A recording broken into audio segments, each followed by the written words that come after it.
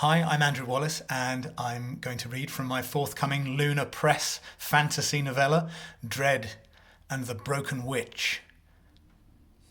Here's what it's about. In the fabulous heart of the ancient altered continent of Zabardu, a nameless dread falls across the village and traps precious child.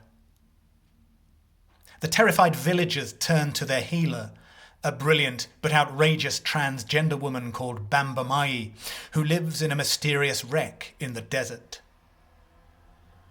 But the raucous Bambomiyi is also the broken witch, for she lost her amazing powers in a war in the far north and a cataclysm she no longer remembers. Precious child and the broken witch have a unique and powerful connection. So despite the lethal predations of the dread and a past that threatens to overwhelm her, the broken witch sets out on an epic, impossible quest from one side of the village to the other.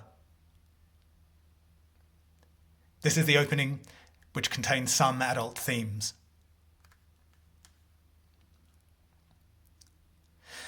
The broken witch lay by the wreck in the desert, planning tonight's mayhem and feeling beautiful. It was the 10th hour of day, and the sun was testing its strength ahead of the burning time. The broken witch was naked, enjoying the way her dark skin drank the morning's power as she tried to remember where in the wreck she had put the Gaga ball. The ball was essential for the broken witch's plans, which involved rubbing the resin against her gums until she started seeing things. She would then head to the village, which was an hour away, and on arrival be suitably altered in mood and perception to imagine she was hearing voices. Once that happened, she would lie in the centre of the village and shout at people.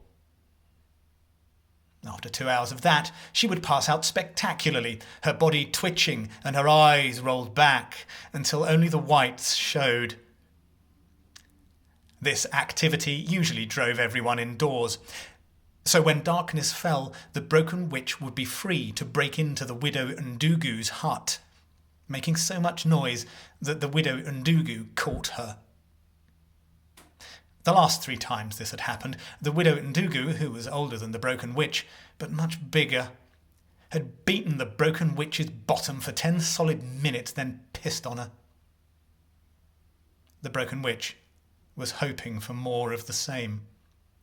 She adored running out of the village into the night, widow fragrant and dripping, with her backside a tingle.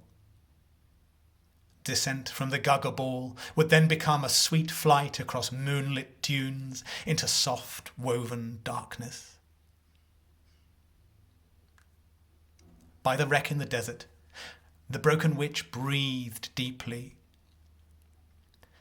She was clean, and the day was early, so she smelled of just baked bread. It was to preserve that delicious sense that prompted the broken witch to get up, but she stopped when she felt movement in the desert. Someone was coming. The rhythm of their feet in the sand made it clear it was a child. There was an eagerness to the movement, offset by a drag in the footsteps. The child had been running. Definitely a boy. They tended to overestimate their physical prowess. No one younger than 8 would be allowed to journey out here, so the broken witch considered the village's 9-year-old boys. It was Togo, she decided. Kind, loyal Togo. His head was full of dreams, some of which he told the broken witch about as only she listened. The broken witch thought Togo's dreams were wonderful, and she was often in trouble for encouraging the boy. The broken witch moved slowly to her feet and patted sand from her back. Approaching her 40th year, she was conscious of a new stiffness, while her breasts had begun to stretch and her belly to soften. She didn't mind. To her, it was a new means of sensing things. She had even come to terms with her hair, monstrous though it was. When she had gone north to the war that broke her, her hair had been a glorious black cloud, a tight woven sphere whose bouncy contours demanded constant upkeep. Now, though, it was straight and shiny, licking down her back like a cross between the tongue of a monster and a foolish bit of cloth. It moved when she moved, got in her eyes, and generally flapped about. Thankfully, there was little wind in the desert, or the whole arrangement would have been intolerable. She tried hacking it off with the stone-sung knife that had been her father's, but the hair always grew back. It reached the broken witch's backside in under a week, and stayed there like a mockery. She had considered burning it off, but needed help to ensure she didn't harm her face. She had asked one of the men from the village to assist, but he'd got nervous and asked the headman for advice.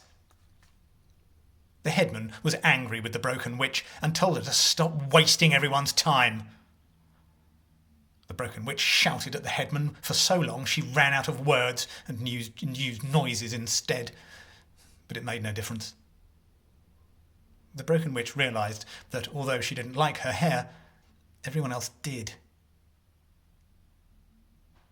One of the women there said that the broken witch's hair was so shiny she could see herself in it. The broken witch had lifted the woman with one hand and tried to shake this nonsense out of her, but the woman looked down at the broken witch with a calm gaze and a proud chin. Eventually, the broken witch had put the woman back on the ground and asked her forgiveness. The woman had said no and flounced off. Later, the broken witch had fetched some berries she'd been saving to bribe the chief of the nomadic cattle tribe for a new wrap, now that the broken witch could no longer make wraps herself. She went around to the woman's hut and gave her the berries. The woman glared at the broken witch, but accepted the berries and told the broken witch to kneel on the floor. The broken witch did so, head bowed. The woman stood over the broken witch and stroked her strange hair, saying, "Beautiful," over and over again. The broken witch had cried while the woman ate some of the berries and gave some to the broken witch. As the berries began to transport the two women deeper into themselves, the broken witch had reached up to the other's hips and stroked them through the orange cloth of her wrap. For a time, hair and hips were stroked, and then the woman had unwrapped herself like a gift. The broken witch leaned forward and drank deeply of the woman, who began to sing and kept singing until the broken witch made her shake again. The hair, then, had some things going for it, although it remained the one part of the broken witch she saw as a questionable ally, rather than an integral part of her loveliness. It wasn't surprising. The same catastrophe that had stripped the power from the broken witch's blood had blasted her hair straight. That she couldn't remember what had happened was possibly fortunate, but equally, possibly, not. Thank you so much for watching. If you're interested in finding out more about what I'm up to, I have a website which is at www.andrewwallace.me. And if you sign up to my newsletter, you can get a free novel.